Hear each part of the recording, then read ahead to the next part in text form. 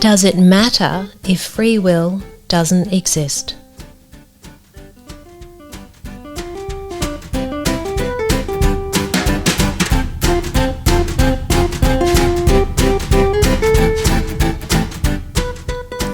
Hello everyone, welcome to Signpost for Living with Dr. Kirsten Hunter, and we have got the gorgeous Emma Chalmers here. Welcome.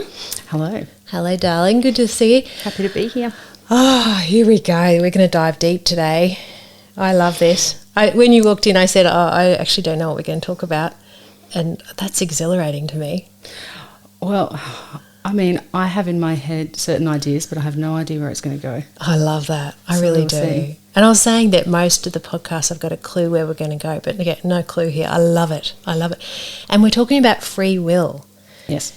And I love the title that we talked about, Does It Matter If Free Will Doesn't Exist? Because the premise is that free will doesn't exist. So that's one whole conversation. But the one prior to that is, what is free will? And then the third one is, does it matter? What are the implications? Whoa. Yeah, it's a big topic. And I think that one of the reasons that people hold on to this need to believe in free will is that the consequences of there not being free will are too difficult to manage just cognitively. Like it creates a real sense of cognitive dissonance to think, if I'm not in control of my actions, well, what am I even doing? And if I'm not in control, then how can I be held responsible for anything that I do? Define cognitive dissonance. This sense in my brain that these two ideas that I have just simply do not crash. Yeah. They don't connect, and so it's just an explosion of that cannot compute. I've got these two concepts that I prescribe to that I believe in, but they're not sitting together. Yeah, absolutely. Well, let's go back a little bit. Let's meet Emma. So what's your background, and how the hell did you come to becoming such a passionate person about this topic? I'm a high school teacher. Yeah. And I have been a high school teacher for nearly 20 years. And I ended up teaching a subject that is really grounded in a lot of philosophical thinking, and I loved it.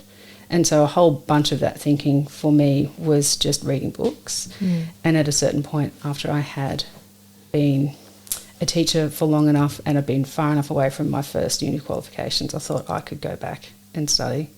And so I ended up starting another arts degree and sort of figured out I don't know why I'd want another one of these. So you just thought, let's go study for the hell of it. Yeah, I'll roll it. I'll roll it into a Master's of Philosophy, and that's what I ended up doing. And I haven't quite finished. Yeah. I thought I'd finished and found out that I hadn't, and that was a real blow. But I will finish. I'm nearly there. You've counted your beans, but one was missing. I know, I miscounted. That must have been a bit of a blow. It was a hard moment. I haven't quite recovered, but I will get back. I will finish it. So in your mind you've finished, but you're actually finishing on paper. Yes. Yeah. I get that continued study. When I did my undergrad, then my honours, and then my PhD, and I was studying was just like a rhythm in life. It was just what I did, and then I finished, and I was like, okay, what's next? Up. And I've always thought I'd keep going, but I haven't felt any. I think if I want to learn about something, I've read about it.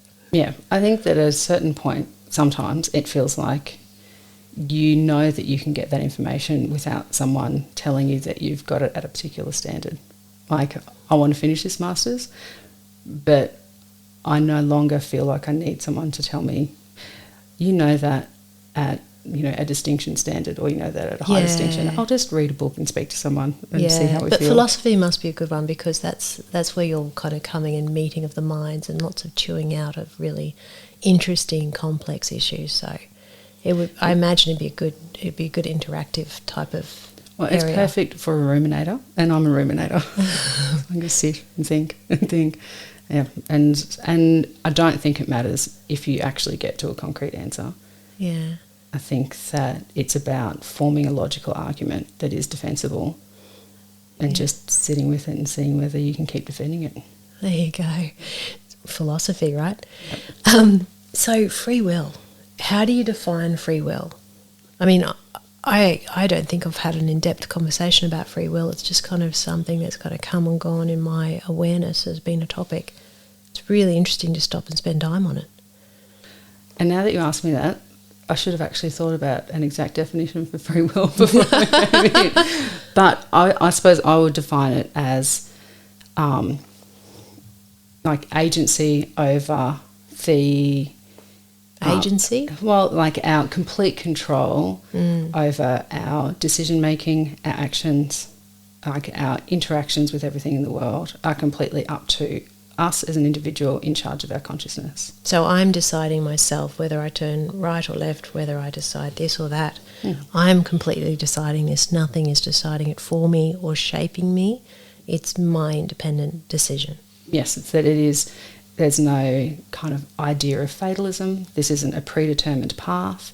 So Fatalism meaning that? Well, that. This idea of, oh, it's fate. It was always going to be because it was destined in the stars. Yep. Or because it's God's plan, or any of the reasons why we might believe that something has happened outside of us, whether it's karma or any of those sorts of ideas. I think there are lots of different names depending on what sort of religious background or spiritual background you might have.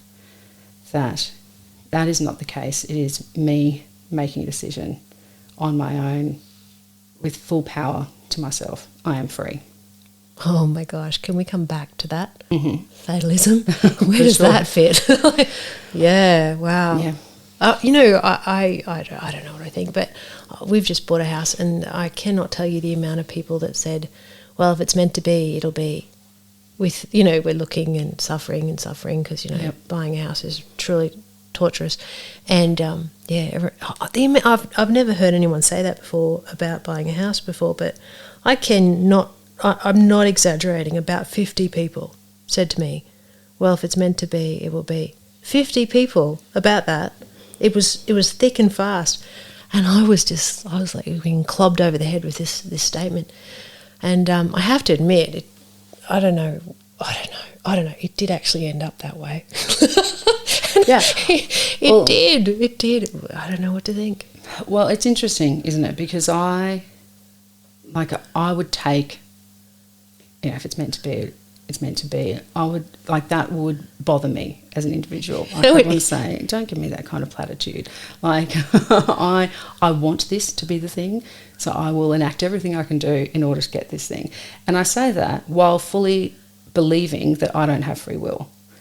And so I think that is something that people would struggle with, that if I fully act at all times like I actually have some sort of control over my life, does that not mean that I also believe that I do? Whereas I don't believe that I do. I don't believe that I have free will, but I will never stop acting like I have free will, because I just don't think that those things have to be paired. It's almost taking responsibility for the part that you do have influence over and shaping the component that you do have influence over. Yeah, I think the way that I perceive it in my mind is my experience on this earth feels so much like I have free will that even though I don't believe that I do, the experience of it is as such, so I will live that way.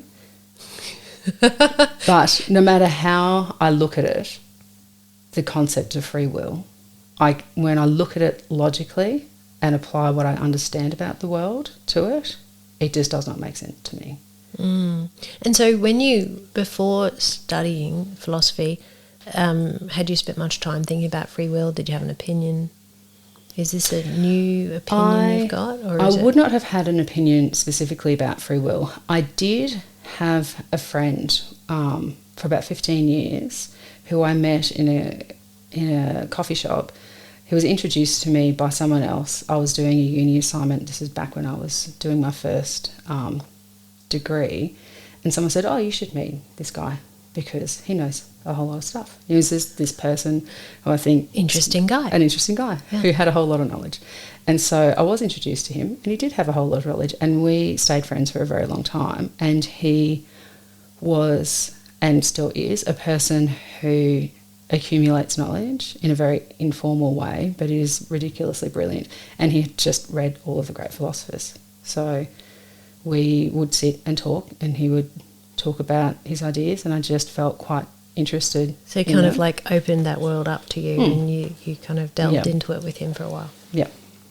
And then when I started doing philosophy, I would do everything that uni required of me, but I would also give him identical copies of everything. So he would do all the reading as well, and then he would make me dinner one night a week, and we'd talk about that week's work, because I was doing it all online, and I'm a bit of a talker, and I understand things best in conversation with people. Yeah. So get to process it. Yeah. Yeah. Wow. There you go. So I'd love to hear his take on what the university was giving you the feedback on, and you'd be comparing both. And I've never asked him about free will from memory, but my guess would be that he would not believe that we have free will either. That'd be my guess. So that's a great introduction. Someone who's very passionate and informed. That's great. So why don't you believe in free will? Tell me the argument there. What's your take on it? My take, there are a few different components, but the main one is that I think that everything is a product of cause and effect. And so every action that I take and every decision that I make, despite it feeling like I have made this decision myself in this moment, and I have made a decision, to make that decision, every single second that has occurred prior to my existence right now in making that decision has contributed to that being the only decision I could make at that time. Okay, so my brain is immediately breaking this down and thinking, okay, we've got internal and external factors. Yep. So we've got the external factors, the variables that are around you that are shaping what's in front of you, what your options are, people with their stuff, which is internal, external. So all of that is shaping you.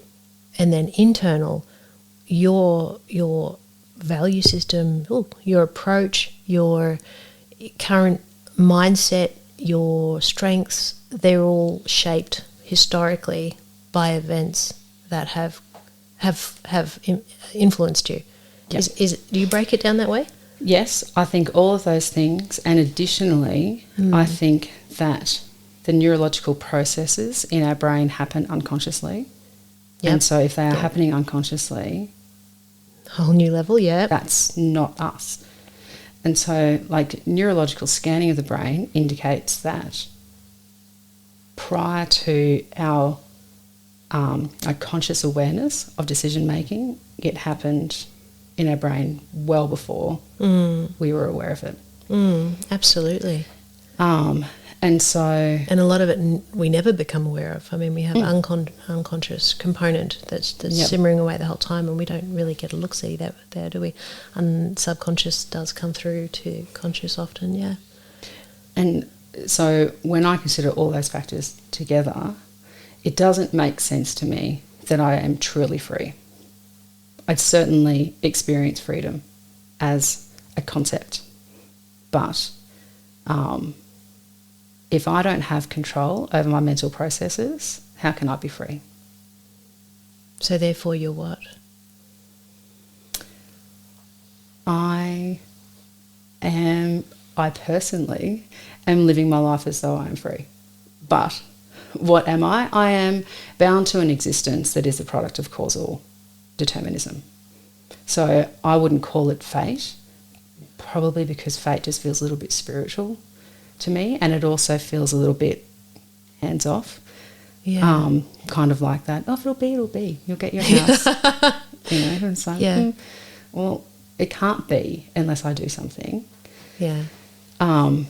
And so I think that existence is the product of causal determinism, so that just being like a chain sort of links together that is not necessarily like linear. It's not that there is just one cause and one effect all the time, but something happens and that has an effect. It might have 10, if we just want to put a number to it, and those 10 things happen as an effect, but they themselves are a cause to the next thing, and so on and so forth. And so even when I have this moment of no, I am in charge.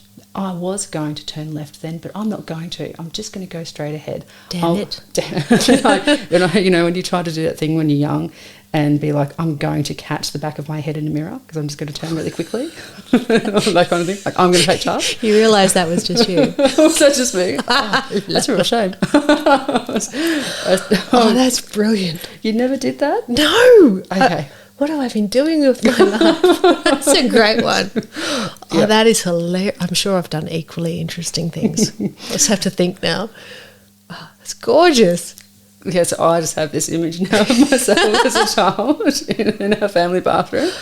I can beat it. I can get around faster than myself.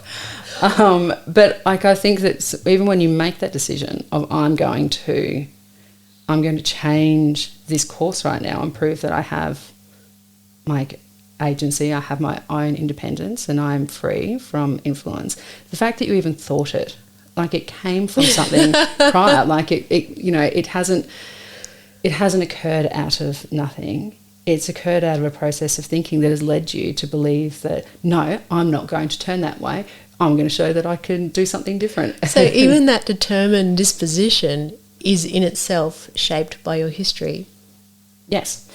It's shaped by a history of 10 minutes ago, 30 seconds ago, 2 years ago, or in my case, 42 years ago. Does this mean we're all puppets?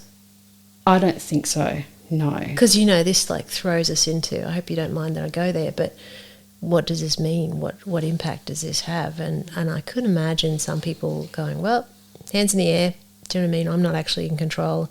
I'm being shaped so enormously. I'm just a puppet, Yep.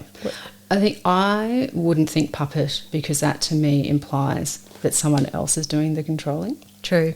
That could be theological, or it could be like we're in a sim, some sort of simulation theory, which is not.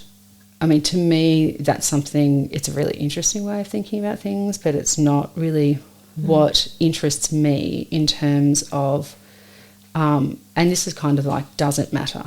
Doesn't matter that I don't have free will. For me, it doesn't matter because my lived experience is so unavoidably aligned with the concept of free will. Like, this feels like I have free will to the point where to behave as though it doesn't seems counterproductive.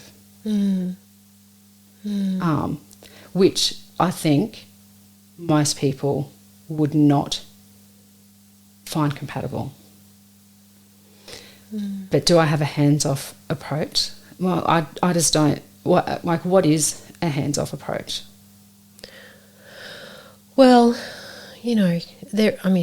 extreme version of that are some individuals who just really do have an apathetic approach to life, and they don't take any involvement or any initiative. And I don't know if there's so much thinking free will as much as they're just having a pretty when I say apathetic, it's like, well, whatever. Some people have just got a really depressed concept, and they kind of go, well, it's all not going to work anyway. So this incredible level of sort of despairing kind of presumption, it's all going to go wrong. That's another conversation, isn't it? That's a really depressive kind of... I think so. I think it is another conversation only because in my perspective is you have no choice but to make decisions. Like, I can't not do. Like, we can't not be in action. So even to lie in bed and not do anything for the day, like, I'm still sitting there and thinking about something. But certainly, I think for some personality types, it would be an overwhelming idea to think that they can't control, how they're going to go and be in the world. And, it's probably not a way of thinking that is conducive to a flourishing life for that individual. And I can imagine two subgroups there, those who are very depressive and catastrophic and fatalistic kind of thing, or those who are very high level of control and perceived control, and they really need that to feel like they're okay. And if they feel like they don't have as much control as they believe, that would be depressing. Extremes. Yeah, for sure. And I think for some people to be like, oh, well, the writing's on the wall. Like, whatever the outcome is going to be is whatever it's going to be, and there's nothing I can do right now to change it.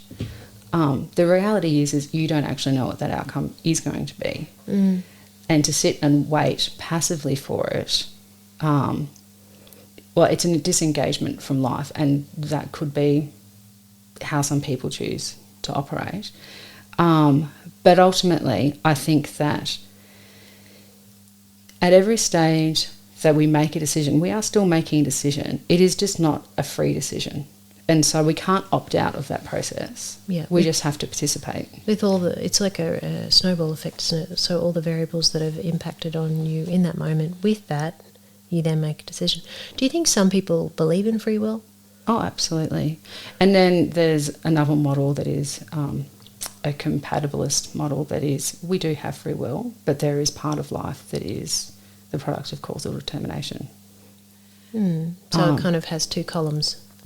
That area that you do have the decision making, the free will, and that is shaped. Yeah. And there are philosophers that sit in that, like a really famous one is Daniel Dennett. Like, he has a very compatibilist model. I can't myself get around, like, if you believe in causal determinism, which I do, I can't see how you can believe in that but also think that free will exists, because I don't think that causal determinism has a boundary whereby it has like a cognition that would say, well, yeah, I operate in this mode, but I'll let you do all of the action in that mode. But, you know, even more than that, and although there are ways of thinking about this that would reach the same conclusion, that wouldn't argue this premise, like, I am a philosophical materialist, and that means that I believe that everything in the world is a product of material interactions. Material interactions meaning defined as? So material interactions would be that there is like substance, that is material substance, that is like everything in the world is material substance, and that includes my consciousness. So to the layperson, what's the point of making that argument? So if my consciousness, and if we think about consciousness as being like this experience of me as a thinking self, so if my experience of me as a thinking self is actually a product of material interactions in my brain. As in neurological movement, yeah. I can't control those material interactions in my brain. And so if I believe, as I do, as a materialist, that everything that I experience in the world is a product of material interactions, I can't also believe that there is something immaterial happening in the world. So I'm hearing, because, this is my neuropsych background. Yep. Yeah. So if we're talking about the neurotransmitters going on, and that's where our thought comes from, and if you're saying that there can be existence that doesn't involve something as concrete as that. Well, I believe that there isn't existence. Yeah. Yeah. But for a lot of people, for some people, their experience of consciousness and consciousness itself is not a material thing. Yeah. So that just tells me that they're not neurologically minded. That's my framework. Well, yes. Yeah. That would be, absolutely. And a philosophical framework would be that they're idealists or that they'd be dualists. So Descartes' perspective of I think, therefore I am, he is a philosophical dualist, and he was what was called a substance. I believed in substance dualism. And his argument ultimately was, this thing that I'm in, it is a body and it is physical, but I think, and that thinking is not the material. It's almost like I'm thinking with my soul over here, not with my neurons. Yeah. Interesting. Yeah. Interesting. Yeah, his argument was essentially that if I know that I cannot trust my senses, which he did argue ultimately that he knew that he could not because his senses had lied to him before. And I think we all know that our senses can lie to us. Oh my gosh, yes, absolutely. Yeah. And so if I know that I cannot rely on my senses to give me truth, what can I rely on? Like, how do I know anything if I cannot rely on my senses? And he reasoned that down to what I do know absolutely is that I am a thinking being. And so in thinking, in my consciousness, I know I exist. There you go. I can imagine him at some sort of like French cafe, smoking a cigar, drinking wine. Apparently he just used to lie in bed and stare at the ceiling. Really? Yeah, I think a lecturer told me that once. I do misremember things. But yeah. I think if you were to walk down the street and say free will, what do you think of? Free association, what do you think of free will? I think a lot of people would think of religion and the concept of predeterminism with regard to God, and that God knows what's going to happen, and the alternative is, and so therefore you don't have free will. So I guess that's not the area of philosophy per se. That's more of a theological, but it's kind of the use of the word, isn't it? Well, the phrase. Theological determinism is a philosophical idea as well. So a lot of philosophers were quite religious, and so when we look at free will as a concept, there, like, you can look at the theology of, like, as a branch of thinking about free will.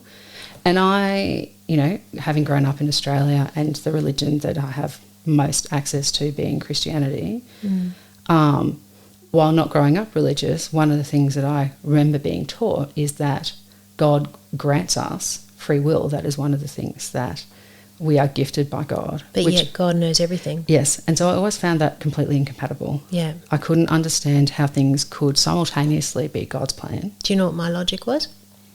I don't, but I would love to hear. God is bigger and more complex than me, and he can do stuff that my brain can't comprehend. So it doesn't make sense to my brain, but it must be somehow logical. Just like the premise of, if you believe in God and God created the world, well, I can't do that, but I don't need to know how that could be done because I'm not God. That was my framework. Yeah. I think, that's the framework of faith, isn't it? Like, I have faith that this thing that I cannot truly know and cannot see and can never understand fully exists. Well, yeah, definitely. And if it could be proven, then it doesn't require faith.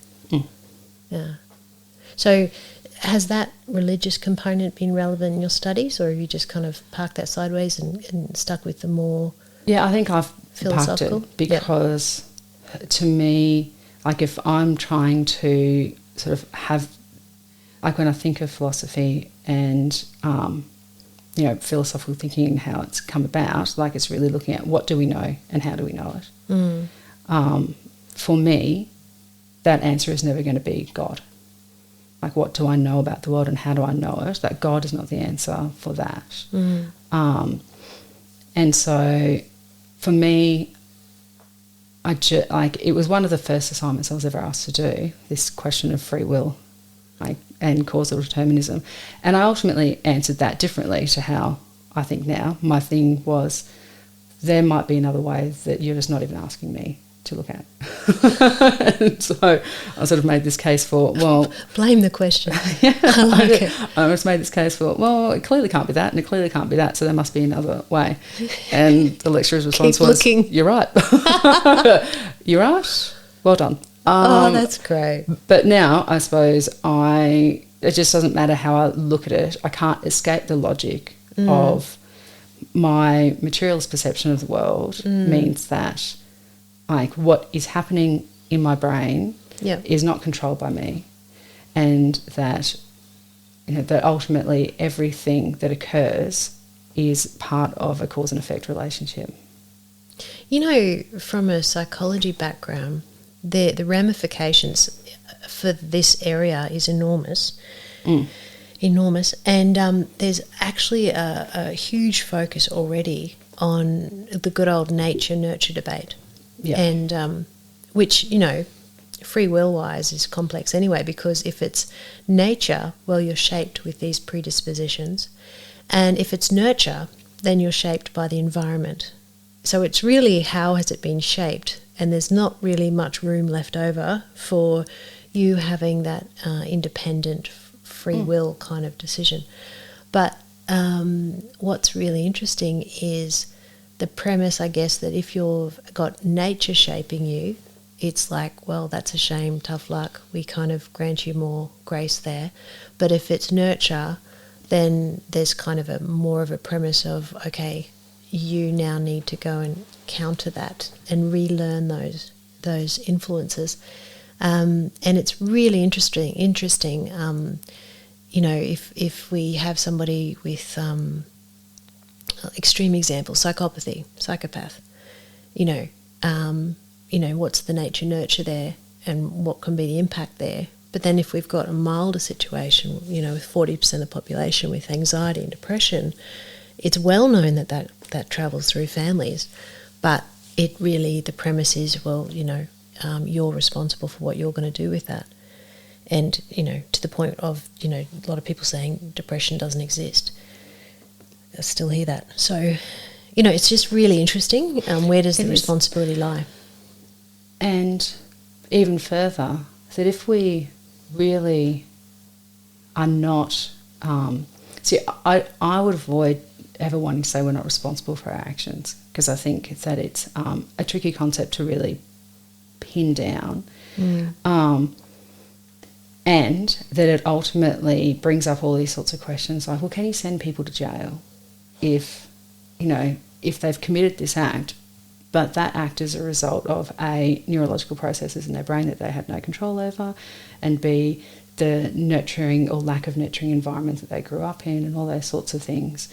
And I would argue that even if it is the case that person, like if we have a look at it from this causal determinism perspective, and it's like, it's a real shame that this is the cards that you were dealt, that doesn't then mean that person should not be held responsible, because when we jail people, we do it for a variety of reasons. And some of those reasons are keeping the rest of the world safe. Yes. And also as jail acts as a deterrent. So, the prospect of it contributes to people's thinking, which contributes to actions. It's part of the cause that is the effect. Definitely major deterrent component. But also if we break down how the penal system works, it also says, were you of sound mind? So if you were aware that your actions were not okay and the impact that they would have, if you had any awareness at all, then there's choice. Even though you might be enormously shaped to make a bad choice, it's still any element of choice, you're still accountable for it. Whereas if you are psychotic, for example, so you weren't of sound mind, then you're not accountable. So it's really interesting when you kind of look at that line. There's a really... so the ideas that I have about free will are not unique ideas at all. And Sam Harris, who is an American philosopher, but he also has a background in neuroscience as well.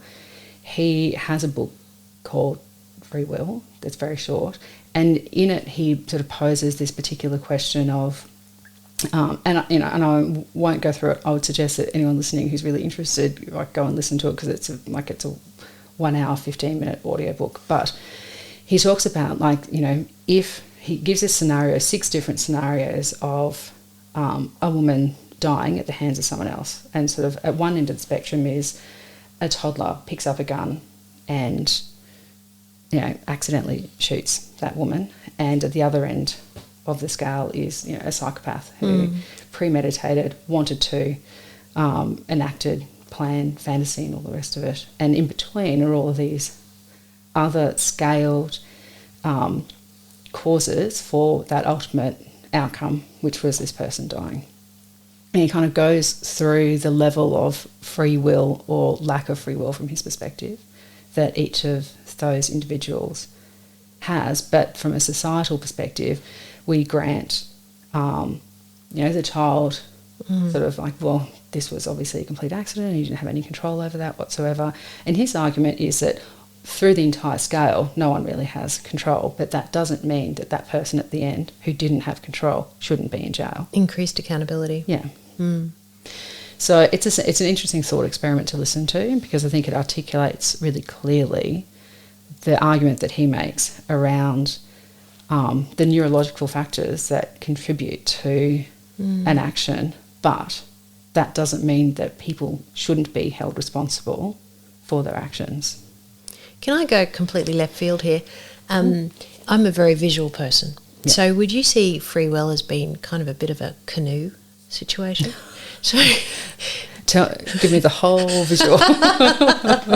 So, the influences that the variables that have influenced you. So, your genetic background, biological, all that, all the environmental factors growing up, etc. All of the here and now variables around you, other people, situations, stresses, health, all of those things, all those variables shaping you. That's the canoe and the oar. Mm-hmm. And with what you've got a paddle. So it might be you might be travelling pretty well. You might have a pretty good set up, or it might be pretty dodgy in that moment. But nevertheless, it's basically whatever you've got is what you work with, and to take responsibility and accountability for what you're going to do with that, but also to have a bit of homage, I guess, to what you've got, that you are shaped in that moment. So I think, so almost. My thing is you feel like you've got a paddle. Oh, okay. That would be the different. Yeah, you feel like you've got a paddle. And so because you really feel like you've got a paddle and you can feel it in your hands, you may as well be steering and paddling with it, because that's what you feel that you have. But my ultimate argument would be that is an illusion, that you have a paddle. But there's still the effort of doing.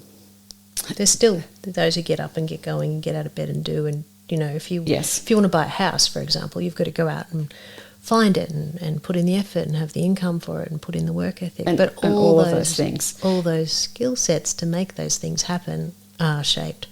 Yeah, that you have those skill sets, or you have that financial background, you had a conversation with someone about, hey, this house is about to go on the market, or all of those things, they are tangible things that you have.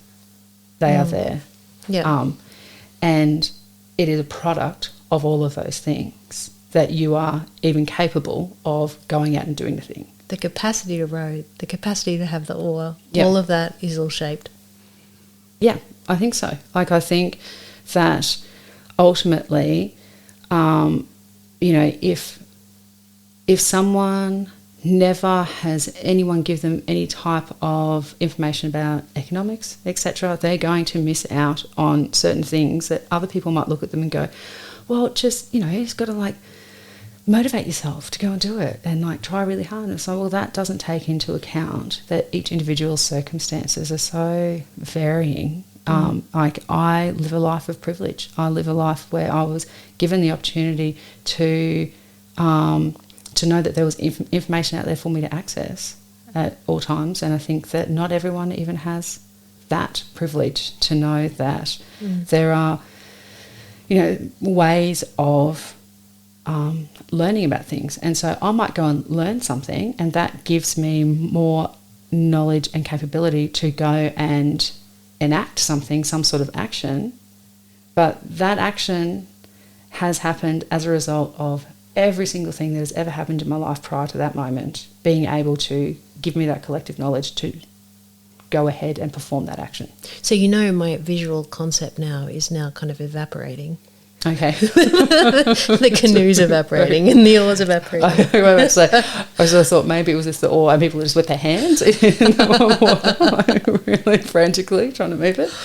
Oh, that's funny. So tell me, how does this impact you? Does it it's really interesting. In a concrete way, I might have child clients come along, and family of origin, the parent situation, the family situation's really, really tough, you know, really, really tough. And the kid is tough, and the kid is hard work.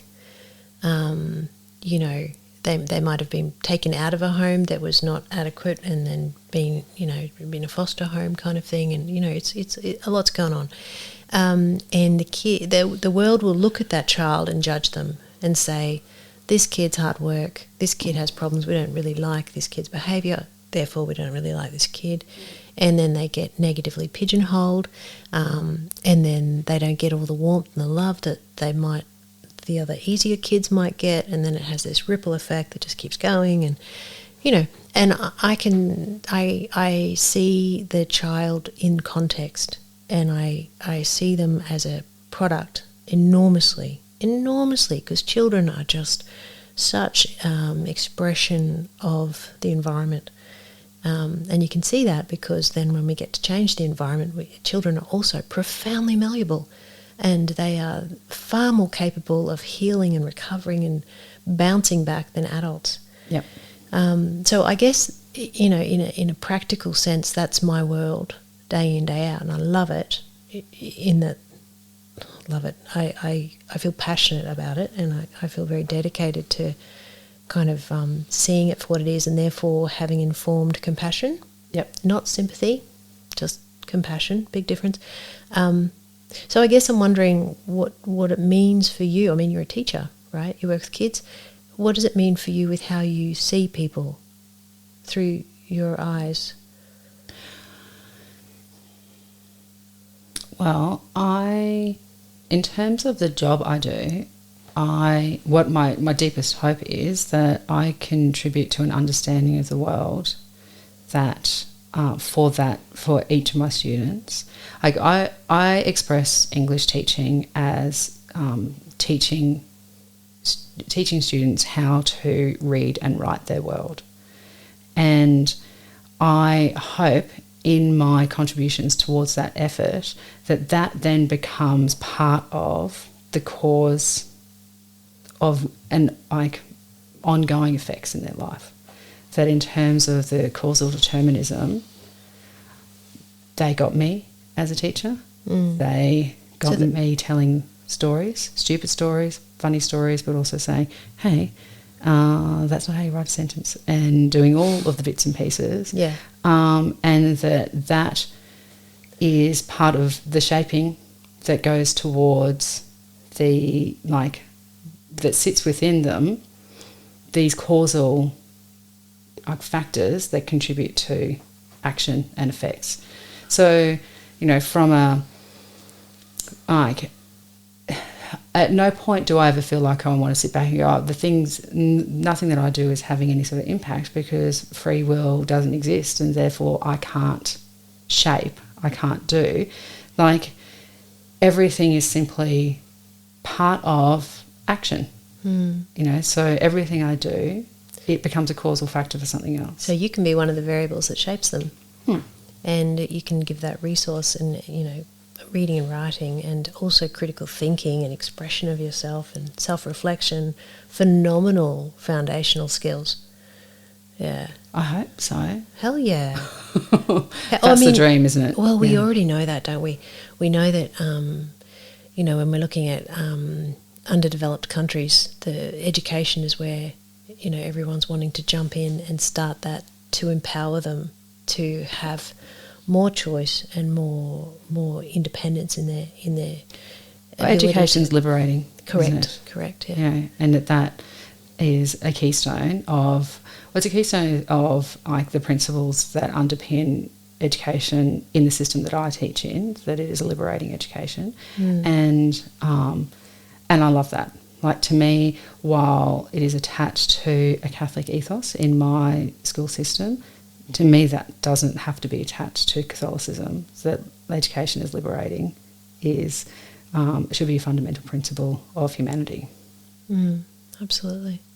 So where to now? I mean, you're going to finish your philosophy degree. Yes. And then what will I do? Yeah. I just pretentiously tell everyone that I've finished a Masters of Philosophy and put it after my name. I don't know. Oh, that's funny. Yeah. Apparently I have a Doctor of Philosophy.